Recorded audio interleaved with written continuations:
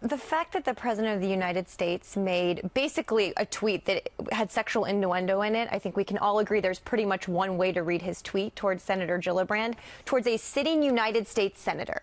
Like, every day I think he can't get lower than he does on Twitter. Every day I think he can't debase the office more than he does. And this morning when I saw that, I do not know how there are not Republicans standing up in the United States Senate, in the House, across the country saying, this man does not represent us. It is stunning.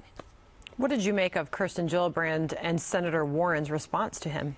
What? I think Senator Gillibrand's response was perfect. Look, I don't know. How do you respond to the president when he says that? It's just so, there are no rules. We are beyond rules because we're in uncharted territory. But she's right. He does this. He bullies on Twitter to try and silence people. And for her to say, we're not going to be silenced, that's right. And they shouldn't be. Juan?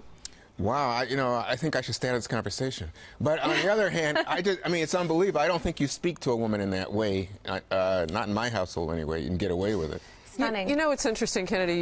You hear the back and forth, both from people who work alongside the president and others who support him outside the White House as voters and whatnot. And there's been so much discussion about tweeting.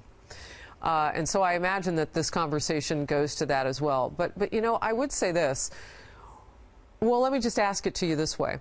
When you hear the other women chime in and you hear the language that Senator Warren uses, that is not elevating the conversation. That is not taking the high road. And that was something I agree with Maria. I think that Senator Gillibrand had an appropriate response. I don't believe that Senator Warren did. And you can't accuse the president of using innuendo when Senator Warren's going to use the exact same kind of language. And it's like, are we in a race to outshock each other? Sometimes, you know, I will say that the president doesn't realize he's president, and he's still analyzing the political landscape like an armchair politician.